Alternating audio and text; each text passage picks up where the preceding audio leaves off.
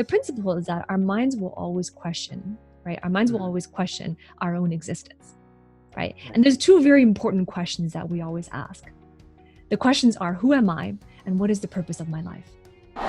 All of us, every individual, every person in this world has a purpose and has intrinsic value, right? It's all about educing what is that value and how to put it out there into the world to make a meaningful contribution and make a profit from it, a fair exchange of value. When you have the help of a mentor, a trusted mentor or a coach or a friend who is experienced at it, right? It's very important. Who you learn from is very important. Right? Who guides you is very important. Because sometimes when you're doing it yourself, you're going to keep doing the same thing. And that is coming up next on Bootstrapping Your Dreams Show, so stay tuned. So, the big question is this. How are ambitious people like us, who don't have a lot of resources, did not go to Ivy League colleges, were not born into wealth, how do we become resourceful enough?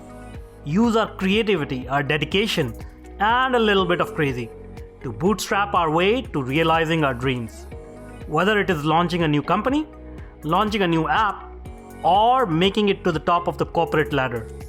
That is the question, and this podcast will give you the answers.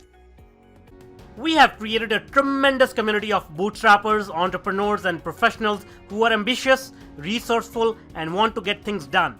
We brainstorm, support, and help each other out. So come join us. Navigate to bootstrapping.group, join today, and get the Startup Founders Technology Accelerator video series absolutely free. If you enjoy this video, then do let us know by hitting that like button now. Or if you want us to improve our content, then go ahead and hit that thumbs down button and give us your honest feedback in the comment section below. Here at Tetranoodle, we are passionate about entrepreneurship, technology, and innovation. Every week, we bring you insightful and engaging videos, interviews, tips, tricks, and strategies to help you grow your business or rise in your corporate profession. If you're new here, please do consider subscribing and do not forget to hit that bell icon so that you are notified when we publish new content. Hello and welcome to this new episode of Bootstrapping Your Dreams Show. I'm your host Manuj Aggarwal, and today we'll be talking with Dr. Grace Lee. So Dr. Lee is originally from Hong Kong, and she was adopted by a Canadian couple at age 14. Through the trauma and hardships during her childhood, she became passionate about the human brain and behavior. This inspired her to pursue a Ph.D. in neuroscience, and she has since discovered many unique applications of behavioral neuroscience in helping people make important career and life decisions that are often seen as daunting. She has been a career coach, a professional development expert, and a keynote speaker for 10 years. Eventually, Dr. Lee started her own heart-driven entrepreneurial journey after reinventing her own career multiple times. Let's welcome Dr. Lee. Dr. Lee, we are so excited to have you here. And I'm excited to be here. Thank you for having me on as a guest. All right, great. So you have had a really interesting journey. You were brought up in Hong Kong, then you moved here. So can you tell us a little bit about that part of your life? Like, how did it all come about? What kind of impact it had on your life? Yeah, absolutely. It was the primary years of life in Hong Kong. Really, my parents are from there. They were born in China. My parents were both born in mainland China, different areas of mainland China. And eventually they ended up in Hong Kong. And that's where my mom went to high school, right there. And so she has some of her lifelong friends who are originally from Hong Kong as well. So they basically spent their adult years in Hong Kong, and they met there. And, they met there, and both of them, when my older brother and I were born, they were both very fearful of the 1997 handover, from Hong Kong to China. They knew that it was happening because everybody knew it was going to happen, 50 years from now kind of thing. And they were fearful of it, that Hong Kong would no longer be under British rule, that it would go back to China. They were scared of it. So when they decided to have kids, and, my brother and I, they wanted us both to have Canadian passports. It was just that they felt that it was like the gateway to the rest of the world, having Canadian passports. So actually, we were both born in Canada. Wow. But they took us back to Hong Kong to raise us for the first few years, of our lives. So I never lost my identity. I never lost my language. I still have all of that, and it's quite, deeply ingrained as a part of who I am. Mhm. Yeah. Awesome. And so you came over to Canada, and then how did you get into neuroscience? So if you're okay to share some of that, like what prompted you, what inspired you to get into neuroscience, that would be good. Oh, absolutely. This seed was planted at a very young age, and I didn't even know it. Most of the Okay. times we have seeds planted, we have this programming, our beliefs and our attitudes, they're programmed at a very young age, unbeknownst to us. And that's exactly what Mhm. happened. You see, when I was 8 years old, right before my ninth birthday, my family and I were involved in a car accident. Uh-huh. And my mother was driving, my dad was in the passenger side, my brother and I were in the back seat. And there wasn't a lot of education back then. So my brother and I, we did not have our seatbelts on because it Wow. was, we were, they were driving late at night and they thought that, well, it's past your bedtime. They put down the back seats of the hatchback that we were driving to create kind of like a bed for us, lay down some I see. towels. So we were like sleeping basically in the trunk because it's a Uh-huh. hatchback. Yeah. And my mom was driving and there was a head on collision.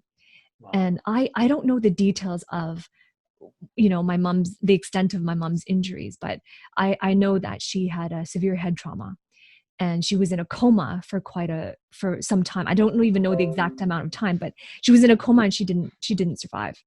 Wow. And Oh, I'm so right, sorry about that. yeah, and it was the my first huge trauma in my young Mhm. life. And the second person in the family that was the most injured was me. I Mhm. had broken my neck. So basically, I had a high cervical, like in the back of the neck, right under the skull. I had a dislocation, and there was fracturing in the vertebrae of my spine, Oh, wow. and I was so close to becoming a quadriplegic, which means that I would never be able to use my limbs again, and I would need Mhm. to breathe on using a respirator for the rest of my life. That Wow. was so close. That was almost my fate. And I was so close and dangerously close to that I had to have the halo brace. It was the four pins in my head. I was bedridden for months, with traction and this weights on my head and these pins in my head for months. It was like that. And my recovery was long and painful. Mm. And both of those, what happened to my mom and my injuries as well, they're both neuroscience related. I see. Both of them, right? Neuroscience. My brain, my brain was intact, but my mom had a brain trauma. I had nerve damage, so that was like neuroscience. So it was Mhm. really what seeded it. And at that time I didn't understand, because I was 8 going on 9 years old. Yeah, I didn't yeah. understand, why couldn't you help my mom? Mm. Why can't doctors help her? And Yeah, what's going on with me? I didn't understand either until later. And that was really what planted the seed, which resurfaced during my college years. I see. I see Yeah. that. Well, that's a very touching story. But let's move forward. So, what are the things that you sort of discovered in your research, in your studies? So you talk about mindset. You talk about a lot of sort of the how the physical structure of the brain is built. So, can you share with us what a common person may not really understand how the mind works and what kind of effect it has on their lives? Yeah, it's interesting. Neuroscientists don't completely understand Mhm. what happens in the brain, right? There's still a lot of Yeah, discoveries that are unknown, even though it's like one organ. yeah, yeah, yeah, yeah. Sure. Structurally, anatomically, we know everything anatomically, right? But it's really the interconnections between the two, the transitions that happen, should an injury occur, or even the modifications that happen with as you gain experience and learn new things. Mhm. There's restructuring on a molecular level, on a synaptic level, and that's what we don't know, I see. right? Because there's a lot of nuances there. So my research was not in terms of in terms of research. My research in my PhD, and later on I did a fellowship as well, was based on brain disease, I see. right? So we're talking about movement disorders like ALS and Parkinson's and even Alzheimer's. That was really my specialty, I see. right? I see. But the thing about neuroscience is that when you start to really understand the neural function, right, the function of the human brain, there's a lot of principles. Just like in any science, there's Yeah, principles yeah. to that Mhm, that you can mhm. apply for success, that you can apply to elevate your performance, and that you can apply to understand how you learn and how we learn best as humans, Yeah, right? yeah, And so yeah. these are the principles that I've learned, and that I've adopted into how I help my clients as well, and help individuals to, in their careers and in achieving the success that they desire. right? Okay. So you talk about the brain and the mind, those are two very different things, but they're very related, you know. Yeah. All right. So let's try to get a little bit deeper into let's talk about how the mind is different from the organ that we understand, which is the brain.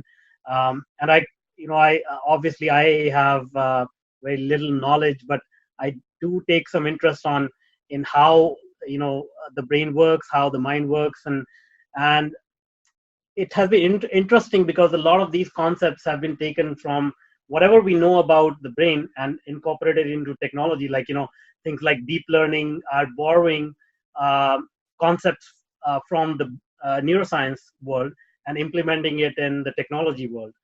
So that has been really interesting for me. But from your perspective, so can you share some insights on how the mind works? What are these principles that you advise your clients to incorporate into their lives or businesses? That will be really helpful. Yeah, absolutely. When you say how the mind works, I mean, that is such a deep topic, Mm-hmm. right? So how the mind works, I don't know where to begin, right? Yeah. But so how about this? I'll talk about one principle, right? Mm-hmm. Because it's so broad. It's kind of like saying, Sure, sure. talk to us about marketing, Yeah, and yeah, so much you can cover in marketing, right? sure, So sure. so about that, how the mind works, I could talk about one principle, and it's a principle that I discovered later. Like, this is when, during my college years, when I was really trying to decide for myself, well, what do I want to do? What do I want to Mm-hmm. do with my life? Here I am, highly educated, the PhD, which is the highest level any institution can offer. I have my PhD. I've achieved it, and my defense was great. And I have publications in the field, and it's like, okay, what do I do now? Right? And so the principle is that our minds will always question, right? Our minds will Mm-hmm. always question our own existence, right? I And there's see. two very important questions that we always ask. The questions are, who am I, and what is the purpose of my life? And it's interesting because we ask this question at 2 points in our life. The Mm-hmm. first time we ask it is when we just are in the beginning, perhaps beginning of our career, and we don't have a lot of resources, right? So Mm-hmm. it's kind of like in this place of scarcity when we don't have enough. We Yeah, don't yeah. feel that we have enough work experience. We don't feel like we have enough money. We don't feel like we have enough impact, right? And then we ask that question: well, who am I? What's my purpose, right? And then from that moment, I guess, if I could call it the moment in our life where we're kind of like in scarcity. You know what I Mm-hmm. mean? Kind of in scarcity, Yeah, right? So from that moment, then we work hard, right? We work hard, we hustle, we grind, we do whatever it takes to get yeah, to this place where we feel we're successful. We see it like kind of like ascending a mountain. You get yeah, on the yeah, mountain, you put your flag in, and it's like, okay, I'm at this place of abundance now. I'm yeah, yeah. earning more. I have maybe a job title, a corner office, maybe. Mm-hmm. I have some recognition, a reputation built, and so we have this vision. Once we get up to the mountain, we put our flag there. Then we're in abundance. We're home free. But Mm-hmm. the interesting thing is, we get there and we ask that question again: Yeah, who am I? What's the purpose of my life? We ask it again, even though we have these things, right? And here's the thing: the principle that drives that is because our brains, we will all, as human beings, we will always, 100% of the time, we are going to act in a way that's in accordance to our programming. mm-hmm. There's no exception. Our programming will dictate 100% of the things that we perceive, the actions we choose to take or not to take, because when we don't do something, that's still a decision, Yeah, right? yeah, And it's always 100% in accordance to our perception, right? The programming that we've had. And it's yeah. subconscious. That's the thing, the subconscious mind, Yeah, right? Which is, the automatic mind. yeah, Right? Everything that's with it that we know, right? Things that we know, things that we're aware that we don't know, that's still in the conscious realm. And that is the manual mind, right? Where we know that we can control these things, or we know yeah, that yeah, we need to fill in that gap. It's in our awareness. So yeah, it's conscious, yeah, right? But where the greatest growth happens, where the gaps are in our career and in our lives, where we just don't understand, we're racking our brain, we still can't come up with that answers, is because of subconscious mind. yeah. But the So subconscious mind is infinitely more powerful. yeah. So that's very interesting. Now you talked about programming and the subconscious mind. So when I talk to people about that, and I had some experiences with this myself. through meditation and stuff like that. But when I talk to other people, like, they the obvious question is like, how do we access this subconscious mind, and how do this what constitutes this programming? How does that get in there to begin with? Yeah. That's like three questions in one. I'm Right. sorry, I'm asking, but these are very interesting topics. So, I know. um, you are much better equipped to sort of guide the conversation that way. No worries. Okay. So recency bias. Because of recency bias, I only remember the last question you asked, Sure. which was how did the programming get in there, right? Yeah, let's start with that. Okay. It's interesting. And I like that question because not very many people know to ask. Mhm. Right? Because it's subconscious. You don't know you have this programming. You just think that's it. That's the way it is, right? But that's the thing. Why is it the way it is? And so your programming gets in there through so many different means. No, it's from what people say. People have told you, especially your parents. If you go to church or if you've grown up in some religious groups, it's within those institutions, and authorities within that community have been programming you just by injecting their beliefs and their values onto you, not with malintent, might I say.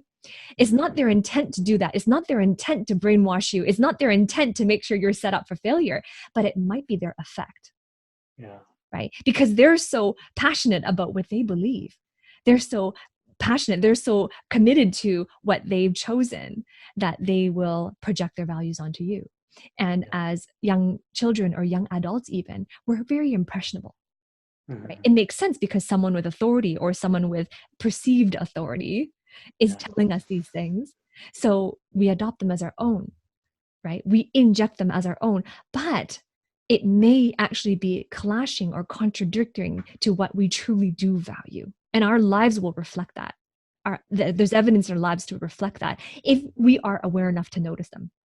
And if we're not in the beginning, our bodies will show us. Right? Physically, it will start manifesting, and that is a misalignment. Okay. Right? So, yeah, go ahead. Sorry, go ahead. Right. So right, physically our bodies will show, right? And that is a misalignment. But individuals still sometimes are not attuned to it. And they just might think, for example, well, I'm getting sick all the time. I don't know why. My immune system is down, or something like, for example, like that. Or I'm feeling stressed all the time. I'm always getting migraine headaches, or I think I'm getting depressed, and therefore, but they're not thinking in terms of, okay, what is this telling me? What is it telling me? But it's usually an indication that symptoms of misalignment, something that's not truly aligned with your values and who you are as a person, right? But it's disguised because we don't recognize that this programming has been happening for decades. Yeah. All right. So now you said, as you rightly pointed out, a lot of this programming gets into our subconscious through some authoritative figures. How do we figure out, once these values have been instilled, how do we figure out whether they are in alignment with who we are as a person, or we are incorporating somebody else's values which are contradictory to our own values? How like, is it possible to be able to get to that point and understand these things about yourself? Oh, absolutely. It's very possible. It's very possible. And that's the thing. These mechanisms, if these neuroscience mechanisms, these brain mechanisms are there for a reason, because we all have a purpose. All of us, every individual, every person in this world has a purpose and has intrinsic value. Right? It's all about educing what is that value and how to put it out there into the world to make a meaningful contribution and make a profit from it. A fair exchange of value, you see? That's how the economy goes. It's a fair exchange of value. And so the way to figure it out, okay, so I'll work backwards a little bit. Most people figure it out the hard way, which means that they go through life, maybe midlife, 40s, 50s, or some choice they've made, and they've stuck through that course and that journey for a long time. And then, you've heard of this saying about a midlife crisis, or some sort of a rude awakening later in life where they realize, oh my gosh, you know what? I don't want to be here. I never did.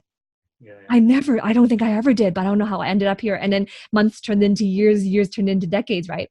So that kind of rude awakening, for lack of a better term, right, is one way that's like your soul, your body drawing attention to you to say, okay, something is misaligned. So now it's time to figure it out. Right. But if you don't want to wait for that to happen, if you don't want to wait for that to happen, right, then you can actually look for signs early on. And this takes a higher degree of self-awareness to look for these signs. Your body, your inner voice, a spiritual connection to yourself and your soul is very important. And I'm not talking about going to a religious organization. I'm not talking about becoming a Christian or a Muslim. I'm not talking about that. Those are just tactics, right? And if that's aligned with who you are, and if that sounds right to you, then of course, by all means. That's not what I'm talking about. I'm talking about the human spirit, our souls, the things that we deeply and truly long for. We all have them. We all have basic needs as well, right? But we often, and we so quickly give up on them for fears of, for example, what other people might think, for fears of being perceived as a failure, or for fear of being perceived as being disobedient to an authority, or being a misfit or an underdog or being outcasted. All of these things have such a strong hold on us.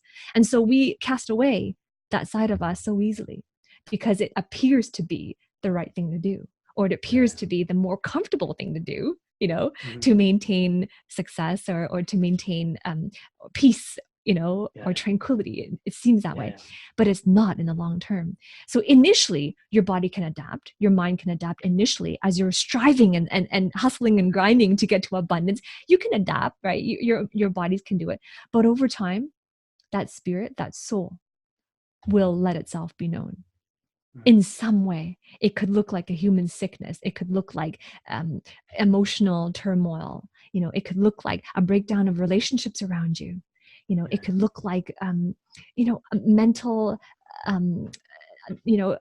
cloudiness or fogginess, whatever it is. And that's what I mean, is being attuned to it. Yeah, that's awesome. Well, it's very interesting that you're a doctor, you have PhD, and you're talking about soul and spirituality, which is something that you don't often hear, and generally it's contradictory. And one important point you brought up was self-awareness. I talk about a lot about self-awareness on this podcast. So absolutely, I agree that a self-awareness is necessary to notice these things within you. Otherwise, it may be too late, and it'll manifest someday, and you will realize I could have fixed it a long time ago. So how do you get to that point? Like, how do you raise your self-awareness? Do you have any practical tips, any exercises people can undertake to cultivate that self-awareness within themselves? Right. So one way is with constantly broadening your knowledge, right? So reading broadly, reading broadly, doing things to get to know who you are and what your values are. Determining your own values is a very simple thing. You just have to look at areas of your life. I mean, you actually know what your values are. You actually know these answers to the deep question. It's just been covered over by so much noise and so much information out there from digital sources and in conversations. It's just been buried. Right. So now it's time to swipe away all that noise, to look at what's true. And it's easy. Just look at the evidence of what's happening in your life. Look at the evidence of what is true and what is not true. And now I'm going back to science. You said earlier I was very spiritual. Now this is an evidence-based approach. Okay. We're going to approach it as a scientist, looking at the evidence of what's true in your life and what's not coming true in your life that you thought should be coming true in your life. Right. If you say things like that should be happening, but it's not, or I ought to be doing that, but somehow I'm just not getting traction there. That language, the shoulds, the oughts, the have tos, that is an indication already that something's not quite aligned. Should, who said should? Right? Have to, what about, if you say things like, I love this, I'm so passionate about this, this is me, I'm resolved, I'm committed. Those things are more of an ownership of, yes, these are my highest values. And your highest values is one thing that is so easily being projected somewhere else, being injected from someone else. And that programming happens so easily through your values. Right. So we go through life thinking, oh, these are my values. And then later on find out, actually, they weren't. It was an imposter. I see. So, I mean, most people, obviously, most people we talk to, they have something that they are struggling with, or that's something, as you put it, like, it ought to be something else, right? And everybody has, like, either relationship problem, money problem, something or the other is going on. Mhm. So now let's say, they raise their self-awareness, they figure out, there is some misalignment. What is the next step? Like, how do they get to that point where, they are taking action, or they are realizing what their true purpose is? Yeah. So how do you get to that point? When you actually do realize it and you actually are in alignment with it, I would say that it's better not to do it alone.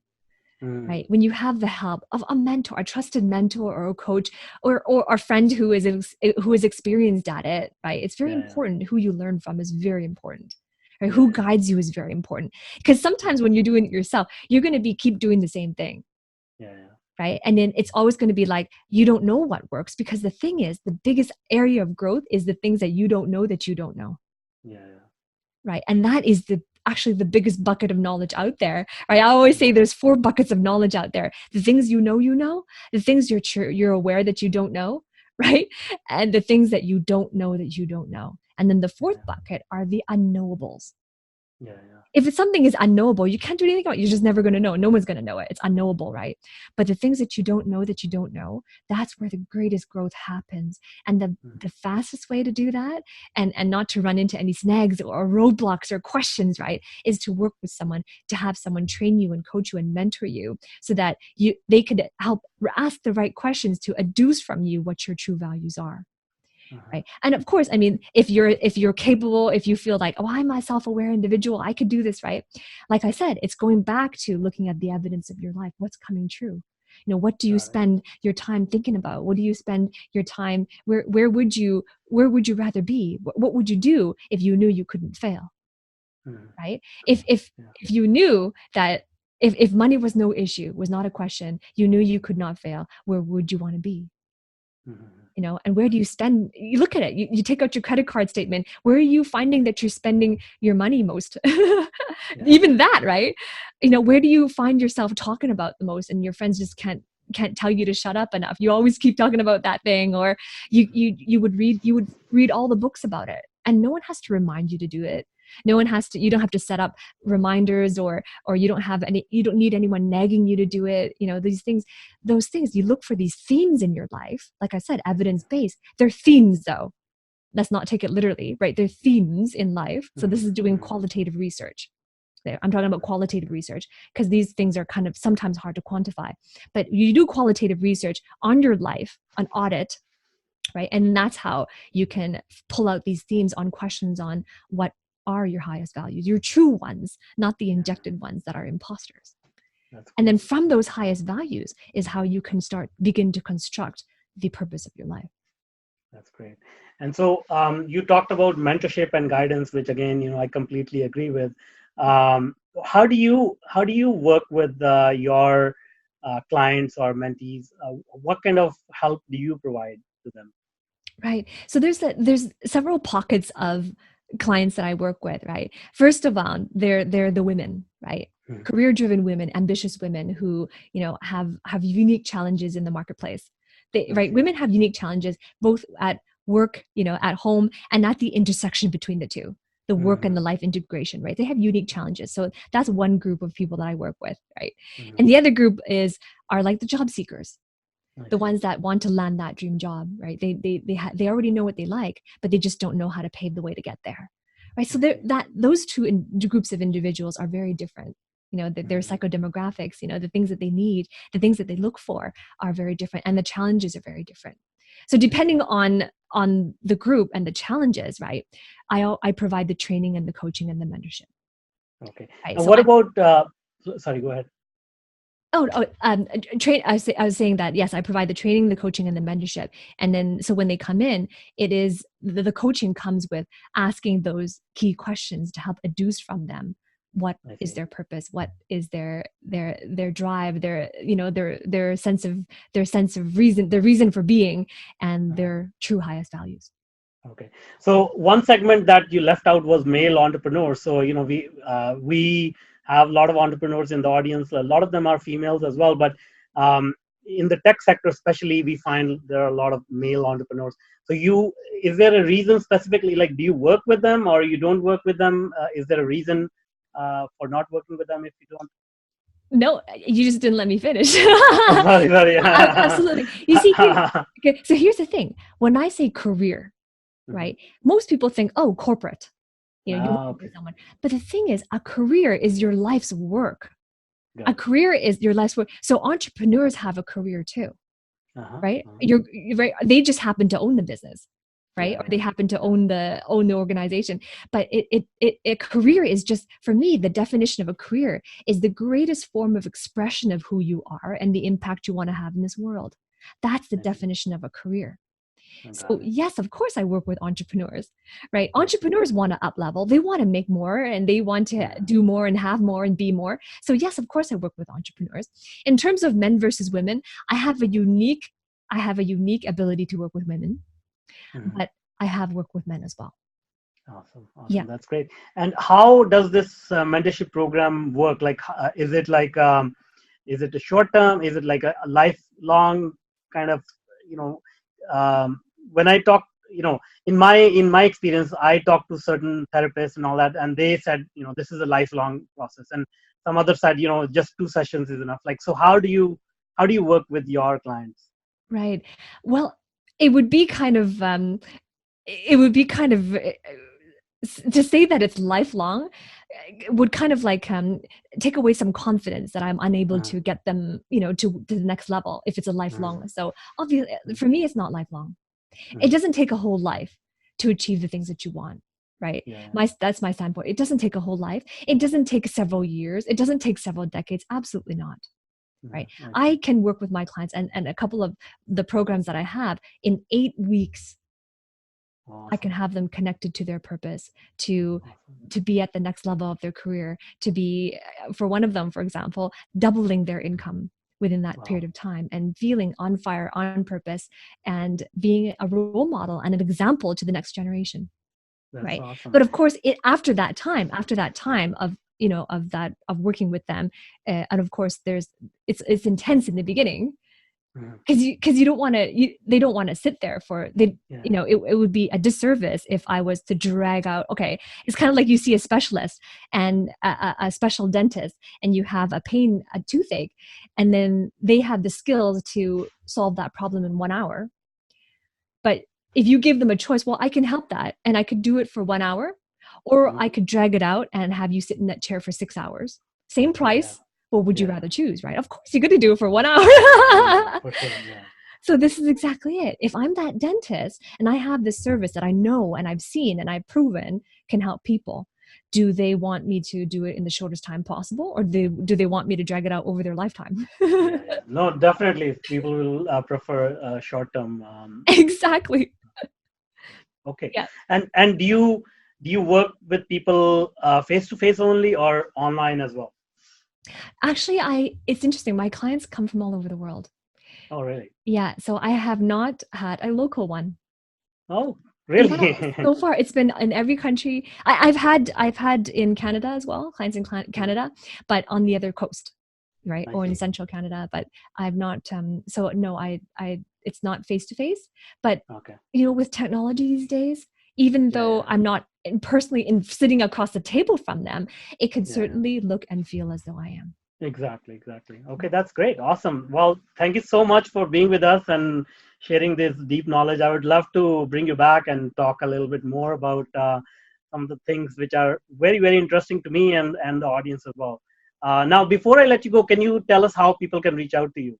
Yeah, absolutely. The best way is on LinkedIn. So Hmm. I'm very searchable. Just Dr. No. Grace Lee Neuroscience, and you'll Mhm. find me on LinkedIn and also on my website. No, Okay, it's careerrevisionist.com. great. Thank you so much. Thank you. It was a pleasure. And that's all for now. Until next time. Now, if you're an entrepreneur or a career professional, then I invite you to join our growing community. Navigate to bootstrapping.group. As a welcome bonus, you will get the Startup Founders Technology Accelerator video series and Mastering Your Inner Game video series absolutely free. This series of short videos address some core issues which are instrumental in helping you move forward in your business or career. The videos are yours to view and share for free. No obligations or strings attached, except for one.